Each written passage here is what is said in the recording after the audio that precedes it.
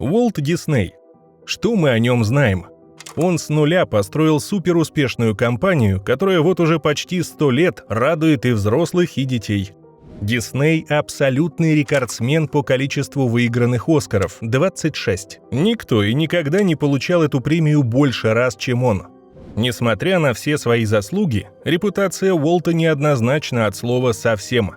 Расизм, сексизм, тирания и пропаганда нацизма в чем только не обвиняют создателя Диснейленда, и стоит заметить, не безосновательно. В этом выпуске узнаете, чего вы не замечали в диснеевских мультфильмах. Знали ли вы, что в некоторых из них были сексуальные послания? И правда ли, что некоторых персонажей для известных нами мультфильмов нарисовал Адольф Гитлер? Этот выпуск про темную сторону личности Уолта Диснея. Присаживайтесь поудобнее, задвигайте шторы, мы начинаем. Сексуальный подтекст и сатанизм. Казалось бы, что может быть более невинным, чем детский мультфильм? Как можно его опорочить и засунуть сексуальный подтекст? В интернете массово обвиняют Уолта Диснея в том, что он с помощью 25-го кадра из скрытых посланий влияет на подсознание детей. Посмотрите на эту подборку и удивитесь, сколько всего вы не замечали в мультфильмах. На первый взгляд ничего особенного не происходит, но если начать смотреть более внимательно, вглядываясь, используя стоп-кадры и перемотку, можно заметить крайне непристойные сцены, по крайней мере для маленьких детей. Например, в «Короле Льве» есть сразу несколько таких моментов. Начиная со странного постера и заканчивая неоднозначными надписями в самом мультфильме. Если все же сомневаетесь и не до конца убедились в сексуальном подтексте диснеевских мультфильмов, вот вам еще отрывок. И таких моментов в мультфильмах Диснея предостаточно и по сей день. Существует версия, что таким образом Уолт хотел воздействовать на взрослых, которые смотрят мультфильм вместе со своими детьми. Используя технологию 25-го кадра, он таким образом программировал подсознание родителей на занятие любовью, тем самым увеличив рождаемость детей. А больше детей – это больше просмотров, а значит и больше прибыли. По другой версии, Уолт намеренно вставлял такие кадры в мультфильмы, так как имел извращенный ум. Также в работах Уолта Диснея сотни раз встречаются жесты из пальцев, присущие сатанинским движениям. Так называемый жест «коза» встречается в мультфильмах сотни раз, поэтому некоторые до кучи обвиняют Уолта еще и в пропаганде сатанизма. Расизм в мультфильмах Дисней. В 21 веке расизм считается недопустимым. А после событий, произошедших на фоне движения Black Lives Matter, общество еще пристальнее стало следить за расовой справедливостью. Особое внимание уделили кинематографу. Так, в работах Уолта Диснея небезосновательно нашли признаки проявления расизма. Например, в мультфильме «Фантазия», который вышел в 1940 году, темнокожая девочка-кентавр по имени Sunflower изображена в роли прислуги, до блеска начищающая копыта белокожим девушкам-кентаврам. Мультфильм, который, кстати, впоследствии получил «Оскар», вызвал шквал эмоций. В том числе и негативных со стороны темнокожей части населения. Позже из-за вспыхнувшего скандала сцены с прислугами пришлось убрать. Вот вам еще пример расизма от Уолта Диснея. «Леди и бродяга» стал по-настоящему культовым мультфильмом. В роли положительных героев выступают собаки. В роли отрицательных просматриваются две сиамские кошки Си и Ам, говорящие со смешным китайским акцентом, узкими глазами и выпирающими зубами. Этакая карикатура азиатов. Кошки изображены в роли подлых, двуличных созданий, от которых одни неприятности. Америка в начале 50-х имела непростые послевоенные отношения с Японией. Также в это время в США перебралось много китайских мигрантов. Негативное отношение Уолта Диснея к азиатскому народу было неоднократно замечено и в других его анимационных картинах. Также в расизме были замечены такие мультфильмы, как «Питер Пен», «Дамбо» и «Песня Юга». Во всех этих работах принимал участие сам Уолт Дисней. После его смерти в 1966-м The Walt Disney Company продолжили начатое, и обвинения в межрасовой дискриминации посыпались с удвоенной силой. «Книга джунглей» и «Король обезьян», заразительно танцующие афроамериканские ритмы, «Коты-аристократы», «Русалочка», «Король лев». Список обвиняемых достаточно длинный. В итоге, в октябре 2020 года на платформе Disney+, перед началом некоторых мультфильмов стали появляться предупреждения о расизме. Эта программа содержит негативное изображение или изображает неподобающее обращение с людьми других культур. По некоторым данным, в первый день после появления предупреждения на платформу Disney Plus подписались еще 10 миллионов человек. Пропаганда нацизма и симпатии к Гитлеру. Отдельного внимания заслуживает отношение Уолта Диснея к евреям и фашистской Германии. Создатель мира Дисней был патологическим антисемитом. Он не брал на работу евреев и всячески избегал общения с ними в жизни. Так, в одном из диснеевских мультфильмов в доме к 3 поросятам стучится волк, переодетый в еврея. Эту версию потом, конечно же, отредактировали, но факт остается фактом. Уолт поддерживал идеи фашизма и, не скрываясь, выражал симпатию политике Гитлера. А фюрер, в свою очередь, был страстным поклонником Диснея. Гитлер мечтал о том, как Микки Маус поможет ему уничтожать евреев, сказал как-то режиссер документального фильма о немецкой анимации Ульрих Штоль. В 1938 году в Германии вышел фильм «Олимпия» от режиссера Лени Рифеншталь. Это документальный фильм об Олимпийских играх 1936 года, пропагандирующий идеи нацизма. Рейх очень хотел, чтобы об этом фильме узнало как можно больше жителей США. С этой целью режиссер Рифеншталь отправляется в Соединенные Штаты. Едва ступив на землю Америки, Ленни столкнулась с жесточайшей критикой. Против ее приезда выступили Нью-Йоркская антифашистская лига, мэр Нью-Йорка и комитет киноактеров. Народ был категорически против демонстрации пропагандирующего фашизм фильма. Но нашлись и те, кто обеими руками был за эту идею, в том числе и Уолт Дисней. Он легко согласился помочь Ленни собрать просмотры и активно способствовал пропаганде идей Гитлера.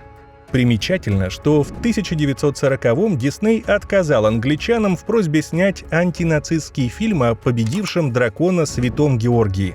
Гитлер также стабильно отвечал Уолту взаимностью, называя мультфильм «Белоснежка и 7 гномов» лучшим фильмом всех времен. А в 2008 году в интернете появилась новость, что некоторых персонажей, в том числе Пиноккио и 2 гномов из «Белоснежки», нарисовал для Диснея сам Адольф Гитлер. Директор Норвежского музея военной истории заявил, что нашел эти рисунки на обратной стороне картины, которую купил на аукционе.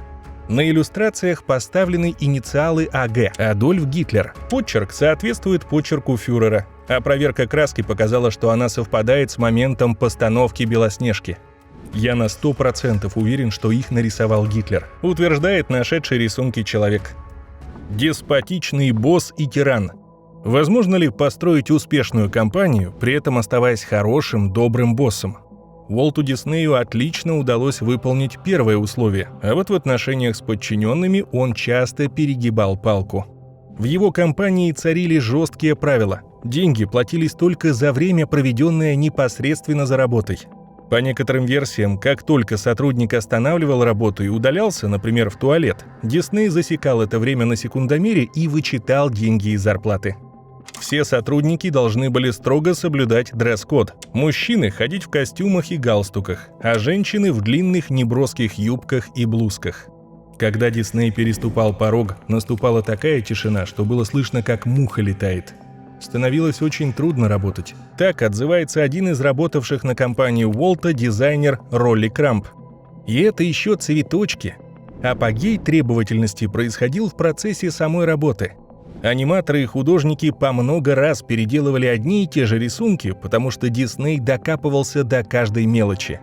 Удивительно, но это факт. Сам Уолт не был выдающимся художником, поэтому часто он просто не мог донести сотрудникам свои фантазии. На недовольстве персонала сказывалась и минимальная оплата труда. Работая на износ, чаще всего даже сверхурочно, большинство сотрудников получали мизерную зарплату. Уолт обещал своим подчиненным компенсировать недостаток денег хорошими премиями, если фильм окупится. Но даже после успешных проектов зарплата оставалась прежней.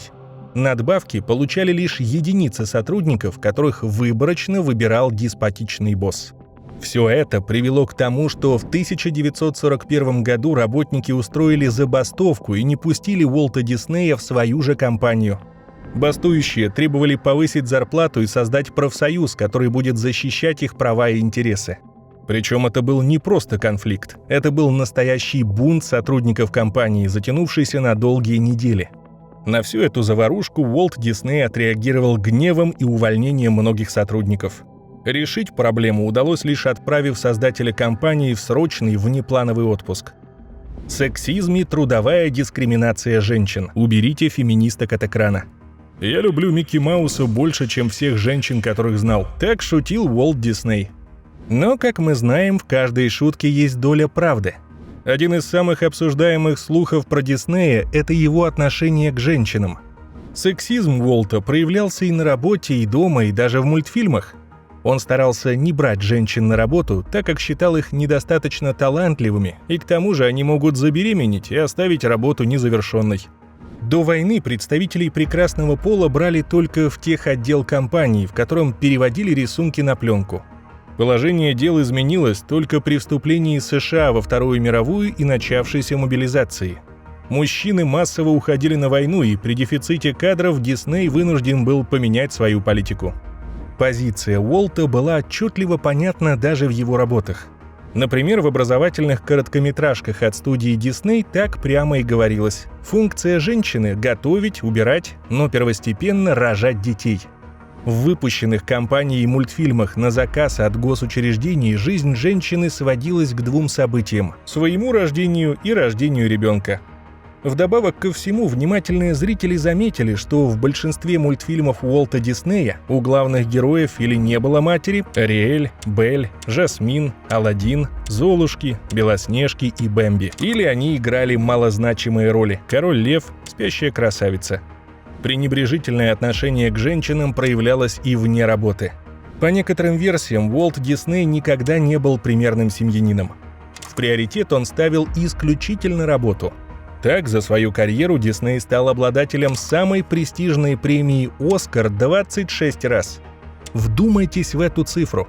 Это абсолютный рекорд. Никто и никогда не получал эту награду больше раз, чем он. Так вот, однажды ходили слухи, что из-за 2 проигрышей на «Оскаре» Дисней перестал приглашать на церемонию свою жену, полагая, что она приносит ему неудачу.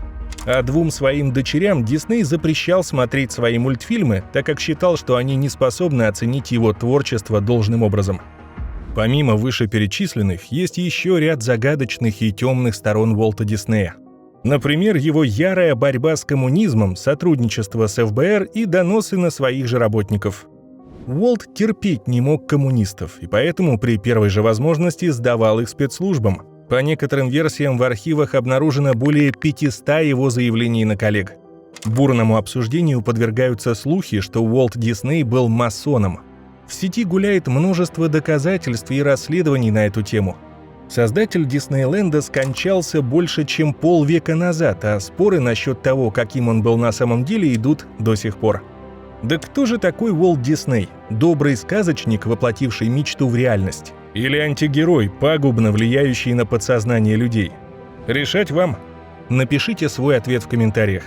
В любом случае, этот человек сумел построить настоящую медиа-империю и навсегда вписал свое имя в мировую историю. Вопрос только в том, какую цену ему пришлось за это заплатить.